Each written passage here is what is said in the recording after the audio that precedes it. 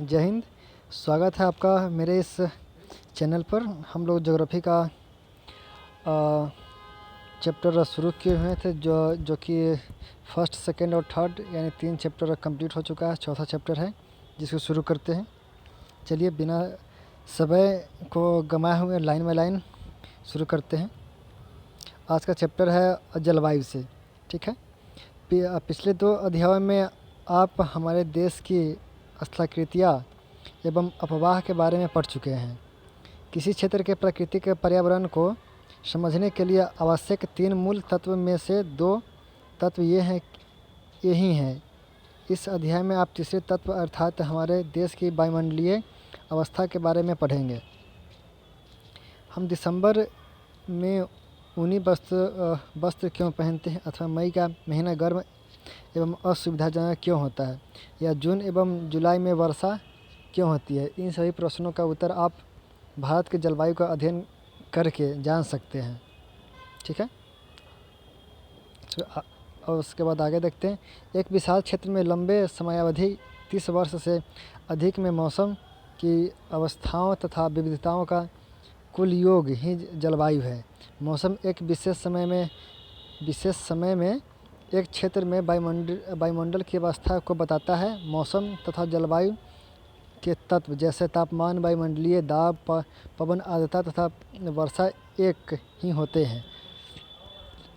आपने अवश्य ध्यान दिया होगा कि मौसम की अवस्था प्रायः एक दिन में ही कई बार बदलती है, लेकिन फिर भी कुछ सप्ताह महीनों तक वायुमंडलीय अवस्था लगभग एक समान ही बनी रहती है। जैसे दिन गर्म या ठंडे, हवादार या शांत, आसमान बादलों से घिरा या साफ तथा आर्द्र या शुष्क हो सकते हैं। महीनों के औसत वायुमंडलीय अवस्था के आधार पर वर्षा को ग्रीष्म, शीत या वर्षा ऋतु में विभाजित किया गया है। अर्थात भारत की जो जलवायु है उसके बारे में यहाँ पे ये बताने का कोशिश किया गया हुआ है कि भारत के जलवायु को किस तरह से बांटा गया हुआ है और जलवायु पर किस किस चीज़ का प्रभाव पड़ता है जिसके कारण मौसम बदलते रहता है। आगे देखते हैं। विश्व को अनेक जलवायु प्रदेशों में बांटा गया है। क्या आप जानते हैं कि भारत की जलवायु कैसी है तथा ऐसा क्यों है? इस संबंध में हम इस अध्याय में पढ़ेंगे। ठीक है। आगे देखते हैं। मानसून शब्द की व्युत्पत्ति अरबी शब्द मौसम से हुई है, जिसका शाब्दिक अर्थ है मौसम। मानसून का अर्थ एक वर्ष के दौरान वायु की दिशा में ऋतु के अनुसार परिवर्तन है। ठीक है। आगे देखते हैं। भारत की जलवायु को मानसूनी जलवायु कहा जाता है। एशिया में इस प्रकार की जलवायु मुख्यतः दक्षिण तथा दक्षिण पूर्व में पाई जाती है। अर्थात जो एशिया का जो दक्षिणी क्षेत्र है और दक्षिणी पूर्वी क्षेत्र यानी इंडोनेशिया, मलेशिया, सिंगापुर वगैरह हो गया, उस सब एरिया के बारे में भी बताया जा रहा है। सामान्य प्रतिरूप में लगभग एक रूपता होते हुए भी देश की जलवायु अवस्था में स्पष्ट प्रादेशिक विभिन्नताएं हैं। आइए हम 2 महत्वपूर्ण तत्व तापमान एवं वर्षण को लेकर देखें कि एक स्थान से दूसरे स्थान पर तथा एक मौसम से दूसरे मौसम में इनमें किस प्रकार की भिन्नता है।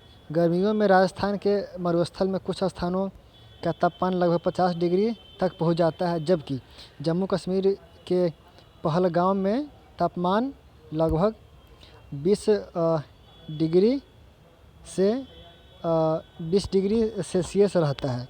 ठीक है।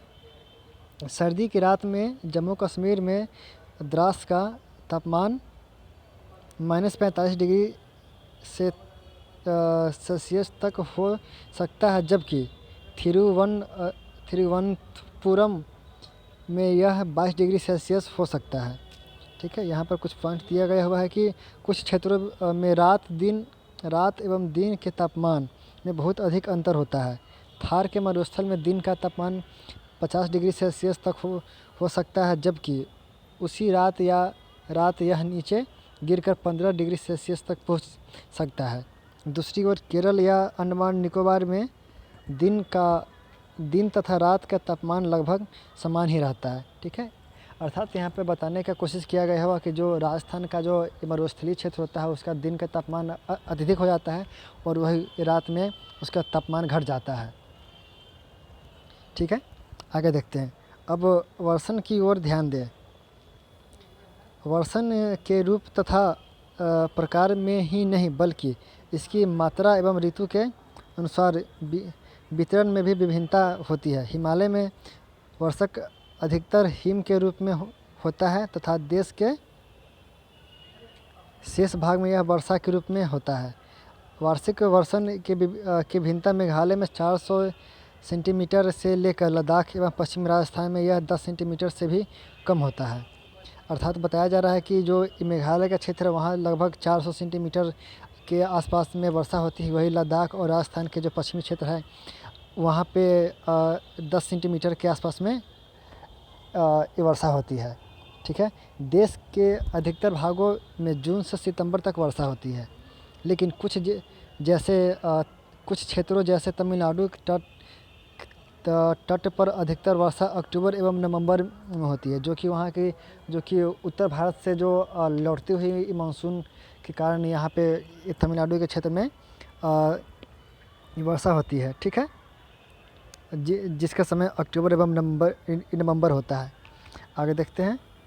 सामान्य रूप से तटीय क्षेत्रों में तापमान में अंतर कम होता है। देश के आंतरिक भागों में मौसमी या ऋतुनिष्ठ अंतर अधिक होता है। उत्तरी मैदान में वर्षा की मात्रा सामान्यतः पूर्व से पश्चिम की ओर घटती है। ये विभिन्नताएं लोगों के जीवन में विविधता लाती है, जो उनके भोजन, वस्त्र और घरों के प्रकार में दिखती है। ठीक है, आगे देखते हैं। राजस्थान में घरों की दीवार मोटी तथा छत चपटी क्यों होती है? तराइन क्षेत्र तथा गोवा एवं मंगलोर में ढाल वाली छतों क्यों होती है? असम में प्रायः कुछ घर बांसे के खंभे पर क्यों बने होते हैं? इसका ये बताने के लिए ये अपने मतलब सोचने के लिए ये कह रहा है कि ऐसा क्यों होता है, क्योंकि देख लिए कि ये किस तरह से पूर्व से पश्चिम की ओर घटती जाती है। ये विभिन्नता लोगों के जीवन की विविधता को बताती है। अर्थात यहाँ के जलवायु और वहाँ के जलवायु के अकॉर्डिंग है वहाँ के लोगों के सांस्कृतिक जीवन, भौगोलिक स्थिति या फिर वहाँ के लोगों के रहने, खान पान आदि उस सब भौगोलिक स्थिति और वहाँ के जलवायु पर भी डिपेंड करता है। जैसे कि फ्रांस के लोग, रूस के लोग ज़्यादातर शराब पीते हैं, क्योंकि वहाँ का जो भौगोलिक स्थिति है और वहाँ के जो मौसम है उस पर डिपेंड करता है। वहाँ पर ठंडा ज़्यादा होता है तो लोग वहाँ पे अपने शरीर को हीट रखने के लिए वहाँ पे शराब ज़्यादा पीते हैं। ठीक है, आगे देखते हैं। जलवायु नियंत्रण। किसी भी क्षेत्र की जलवायु को नियंत्रित करने वाले 6 प्रमुख कारक हैं। अक्षांश, तुंगता का मतलब यहाँ पे ऊंचाई हो गया। उसके बाद वायु दाब एवं पवन तंत्र, समुद्र से दूरी, महासागरीय धाराएं तथा उच्चावच लक्षण। ठीक है, अर्थात यहाँ पे जलवायु के जो कारण किस चीज़ से वहाँ के जलवायु डिपेंड करता है, किसी भी जगह का जलवायु डिपेंड करने का ये 6 कारण दिया गया हुआ है। आगे देखते हैं। पृथ्वी की गोलाई के कारण इसे प्राप्त सौर ऊर्जा की मात्रा अक्षांशों के अनुसार अलग अलग होती है। इसके परिणाम स्वरूप तापमान विषुवत वृत्त से ध्रुवों की ओर सामान्यतः घटता जाता है। ठीक है, जब कोई व्यक्ति पृथ्वी की सतह से ऊंचाई की ओर जाता है तो वायुमंडल की सघनता कम हो जाती है तथा तापमान घट जाता है। इसलिए पहाड़िया गर्मी के मौसम में भी ठंड होती है। ठीक है, जैसा कि हम लोग जानते हैं कि वायुमंडल में ऊपर जाने के बाद ये तापमान घटते जाता है। ठीक है, और धरती के अंदर जाने के बाद तापमान इंक्रीज करते जाता है। ठीक, उसी के बारे में बताया गया हुआ। चलिए आगे देखते हैं। किसी भी क्षेत्र का वायु दाब एवं पवन तंत्र उस स्थान के अक्षांश तथा ऊंचाई पर निर्भर करता है। इस प्रकार यह तापमान एवं वर्षा के वितरण को प्रभावित करता है। समुद्र का जलवायु पर समकारी प्रभाव पड़ता है। जैसे जैसे समुद्र से दूरी बढ़ती है यह प्रभाव कम कम होता जाता है एवं लोगों विषम मौसमी अवस्थाओं को महसूस करते हैं।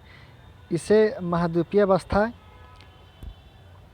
गर्मी एवं सर्दी में बहुत अधिक ठंडा कहते हैं। महासागरीय धाराएँ को देखते हैं। समुद्र से तट की ओर चलने वाली हवाओं के साथ तटीय क्षेत्रों की जलवायु को प्रभावित करती है। उदाहरण के लिए कोई भी तटीय क्षेत्र जहाँ गर्म या ठंडी जलधाराएँ बहती है और वायु की दिशा समुद्र से तट की ओर हो, तब वह तट गर्म या ठंड हो जाएगी। ठीक है, यहाँ पे भी एक पॉइंट दिया गया हुआ है कि विश्व की अधिकतर मरुस्थल उपोष्णकटिबंधीय भागों में स्थित महाद्वीपीय पश्चिम किनारे पर स्थित है। मतलब यहाँ पे बता रहा है कि क्यों स्थित है, इस चीज़ को देखने के लिए, क्योंकि हम लोगों ने ऊपर देख लिया। आगे देखते हैं। अंत में किसी स्थान की जलवायु को निर्धारित करने में उच्चावच की भी महत्वपूर्ण भूमिका होती है। ऊंचे पर्वत ठंडी अथवा गर्म वायु को अवरोधित करते हैं। यदि उनकी ऊंचाई इतनी हो कि वे वर्षा लाने वाली वायु के रास्तों को रोकने में सक्षम होते हैं, तो ये उस क्षेत्र में वर्षा का कारण भी बन सकती है। पर्वतों के पवनमुखी ढाल अपेक्षाकृत सूखे होते हैं। ठीक है, यानी पवन का जो पर्वतों का जो पवनमुखी ढाल होता है ना, वो मतलब उससे सूखे होते हैं अपेक्षाकृत इससे। आगे देखते हैं कि भारत की जलवायु को प्रभावित करने वाले कारक कौन कौन हैं। यानी अक्षांश हो गया पहला, और तो अक्षांश के रूप में देख लेते हैं। कर्कवृत्त देश के मध्य भाग, पश्चिम में कच्छ के रण से लेकर पूर्व में मिजोरम से होकर गुजरती है। जैसा कि हम लोगों ने देखा है कि कर्क रेखा भारत के 8 राज्यों से होकर के गुजरती है। ठीक है, देश का लगभग आधा भाग कर्कवृत्त के दक्षिण में स्थित है, जो उष्णकटिबंधीय क्षेत्र है। कर्कवृत्त के उत्तर में स्थित शेष भाग उपोष्णकटिबंधीय है। इसलिए भारत की जलवायु में उष्णकटिबंधीय जलवायु या उपोष्णकटिबंधीय जलवायु दोनों की विशेषताएं उपस्थित है। ठीक, आगे देखते हैं ऊंचाई के स्तर पर। तो भारत के उत्तर में हिमालय पर्वत है। इसकी औसत ऊंचाई लगभग 6000 मीटर है। भारत का तटीय क्षेत्र भी विशाल है, जहां अधिकतम ऊंचाई लगभग 30 मीटर है। हिमालय मध्य एशिया से आने वाली ठंडी हवाओं को भारतीय महाद्वीप में प्रवेश करने से रोकता है। इन्हीं पर्वतों के कारण इस क्षेत्र में मध्य एशिया की तुलना में ठंड कम पड़ती है। ठीक है, यहाँ पे बताया जा रहा है कि जो हिमालय पर्वत होने से उधर का तिब्बती के क्षेत्र का जो हवाएं भारत में नहीं प्रवेश करती है, इससे ज़्यादा ठंड पड़ने से रुकता है। ठीक है, वायु दाब एवं पवन का प्रभाव क्या है। भारत में जलवायु तथा संबंधित मौसमी अवस्थाएं निम्नलिखित वायुमंडलीय अवस्थाओं से संचालित होती है। ठीक है, वायु दाब एवं धरातलीय पवनें, ऊपरी वायु परिसंचरण तथा पश्चिमी चक्रवाती विक्षोभ एवं उष्ण कटिबंधीय चक्रवात, इससे अवस्थाएं संचालित होती है। आगे देखते हैं। भारत उत्तरी पूर्वी व्यापारिक पवनों वाले क्षेत्र में स्थित है। ये पवनें उत्तरी गोलार्ध के उपोष्ण कटिबंधीय उच्च दाब पट्टियों से उत्पन्न होती है। ये दक्षिण की ओर बहती कोरियोलिस बल के कारण दाहिनी ओर विक्षोभित होकर विषुवतीय निम्न दाब वाले क्षेत्र की ओर बहती है। सामान्यतः इन पवनों में नमी की मात्रा बहुत कम होती है, क्योंकि ये स्थलीय भागों पर